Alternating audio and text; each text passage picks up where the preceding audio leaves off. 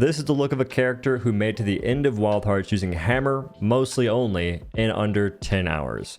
Now granted, I did play a little bit past that mark, and I was debating on doing the DP volatiles, but I realized that I don't care enough, other folks don't care enough, it'd be a general waste of my time.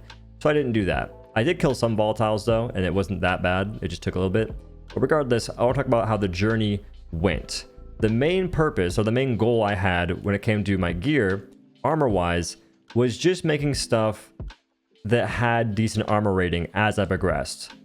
Helmet-wise, as you can see, it wasn't that crazy. The progression wasn't even that wild. I went from 1 to 7 to 17, and then boom, 50. Teresa gave me some decent armor increase. Chest piece, pretty much the exact same thing. Gloves, I made a bit more. And I never really focused on the stats until the very last piece. Here, I thought to myself, I could actually make something that gives me a decent bit of damage if I try and go if I try and go the human path, which as you can see down below, I barely went the human path. Like, barely.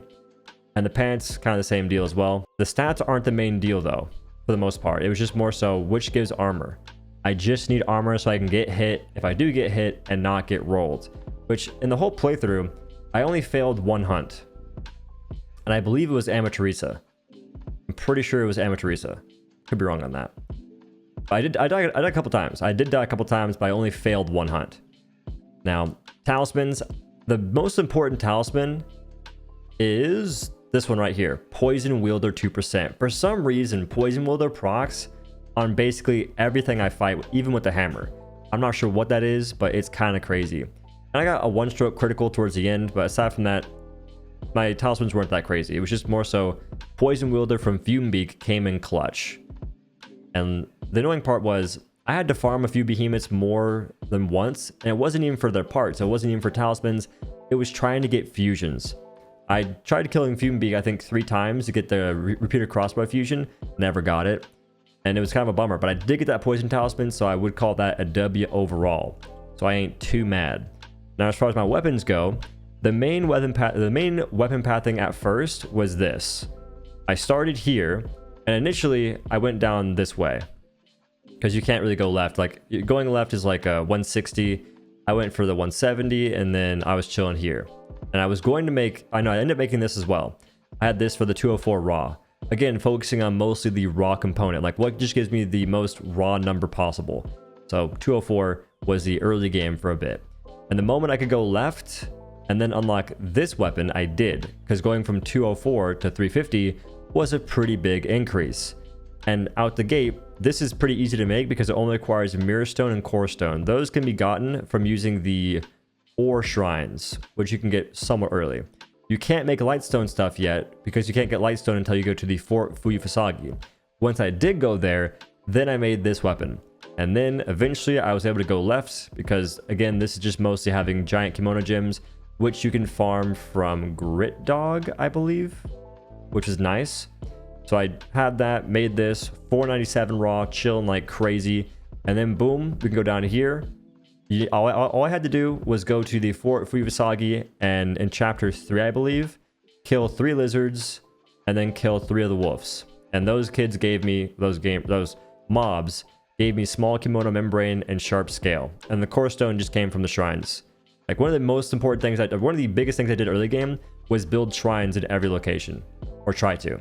I put 3 shrines in Minoto because those give core stone guaranteed. I put some shrines in the areas I could. That was a big deal. So I made this, and then I had to farm Grit Dog a little bit to try and get the pieces, because once I did, I had Shockwave 40%, Destruction Art 40%, and that was pretty good. But then the next upgrade was actually massive. 10% Sleep Wielder lets you actually proc sleep in fights with the hammer. And if you do that, you can wake up a monster to a pretty massive hit if you do it correctly. And it felt really good when I did do that. And it was actually hella fun. So I really hope that later on we get like a strong in-game weapon that has Sleep Wielder as a passive or inheritable skill. It'd be kind of nice. Now regardless, we moved on a little bit because we had to. And we went down here. And I didn't actually go down to this one and keep it. I used this as like a bridge. So I went from this to this instantly. And it took some farming. I had to use this sleep hammer to farm lava back, I think 5 times or 4 times. Because I needed sharp lava back fang. That was the biggest thing I needed. And that was the bummer. And these crustaceous moss things come from petting the crabs, I believe. Petting the crabs on the beach area, like the far right island. But once I made this, I was basically as end game as I needed to be, and I was doing some big damage. Although I did miss the sleep hammer a lot. Sleep hammer was a good time, and I'm kind of bummed. Still kind of bummed we ain't got no sleep hammer inheritable skills that are cracked late game, sadly. If we did, we're doing some big things. But this hammer is the one it's all I needed. I didn't need anything too crazy. I wasn't going for an in-game build. I wasn't going for min-max. I just wanted a strong hammer. And my hammer stats ended up looking like this. Power smash boost attack 8%. It's garbage, not useful at all. Destruction 15%. It's nice for breaking parts, although it wasn't that big a deal. And then Fusion Reaper, it's neat. Critical boost Fury, neat. And then more destruction. There pretty much wasn't anything else I could take that would offer me any benefit. Because going this pathway, those are basically the only things I could take.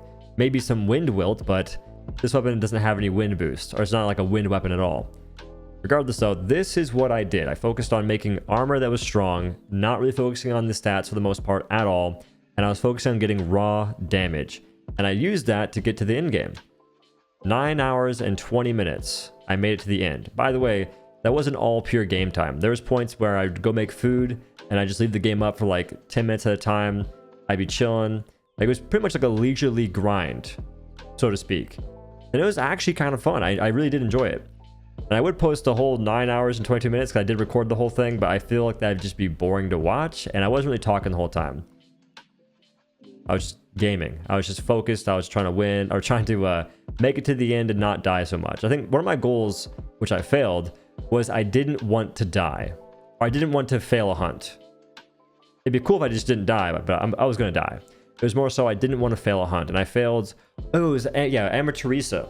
I failed on Amateurisa, the bird nerd that attacks Minoto. That's the hunt I failed.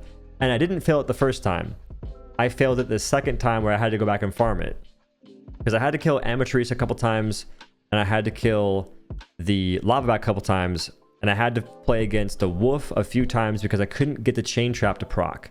I couldn't get the Chain Trap fusion scene thing to activate. And then I also had to play against Fumebeak because I was going for the repeater fusion, but never got it. So those are the fights I had to do multiple times. But all in all, it was like 42 hunts. Now, as far as the food situation goes, I did end up getting a food thing going because I did want to have food. One thing I did prioritize that I didn't do in my first playthrough when I first played the game was I just made sure I had food. I would kill the critters and I'd get meat. I would just be eating meat raw to have the boost, because even 6 HP and 4% attack boost, that's big. That's pretty massive, actually. And you get 2 of those. So you'd have 8% attack boost, 12 more HP. That's some good stuff. But here's my setup that I made in the Natsukudochu area. And I could fight this kid if I want to, but I don't care enough. I don't think that people really want to see it, and I don't want to go through that unless folks are interested. It's kind of one of those situations. But I prioritized unlocking things. I could show you my my tree as well. My tree for the kimono orb things. I'll go ahead and show that. That makes sense. All I am. But see, in every area I could, I put as many of these collectors as I could to try and get more of that currency, because that was going to gatekeep me a little bit. And I had one little fish collector, the fish collector that could, just going around gathering up little fishes. Take those fish, ferment them for this being fish paste. Take the fish paste and the meat, and then boom. We'll do this number. It doesn't matter like what meat you combine, because in this case, like, I'm not going to smoke dry anything. I'm going to pickle and dry it though. And then boom, you got the meats, you got the fish paste. You make soy meat. Soy meat looks like that. Gives you a 4% attack boost, 5% fatigue alleviation, and 12 HP. When you smoke it, it gives you 13 HP, which you can't even see because my camera's blocking it. Don't worry, we got keybinds for that. It gives you 13 HP, 5% attack boost, and 7% fatigue alleviation. And that's some good damage. And I also made... Oh, I didn't make them. Wait. I was going to make food shrines. But it's not a big deal. The only thing that food shrines would do here, like food shrines would give me rock salts, and rock salt gives you 1% attack boost, but it wasn't that big a deal. Like 1% attack boost won't make or break the bank. But that's what I did to make it in game. For the most part, I just ate raw meat pretty much the whole time. I'd eat like, let's say 2 of these, and then whatever else I could eat for just more HP was the main goal. So like gold cap is a good example. And then doing that, I always feel like I hear a noise and someone's in my house, and I'm paranoid AF, so it freaks me out. And that's all I did the entire game. 9 hours and 22 minutes. I'm debating on doing this again for the umbrella, but that will take more effort because that weapon takes a lot more execution. We'll see though. If y'all want to see that, let me know. I will probably stream it again too. And if you have questions, please ask them when I'm streaming. I know I may be quiet sometimes, but it's more so because the energy, bro. The energy definitely comes from the chat. After all these years, I've realized that. In any case, it was a fun time though. I really enjoyed it. Hammer is sick. If you haven't tried it, definitely give it a gander. I have a hammer build on the channel for if you want an in-game one. Aside from that, you can just focus on raw damage until you get to the in-game one, and you'll be chilling. But y'all have a beautiful day or night. Thank you for watching. Peace.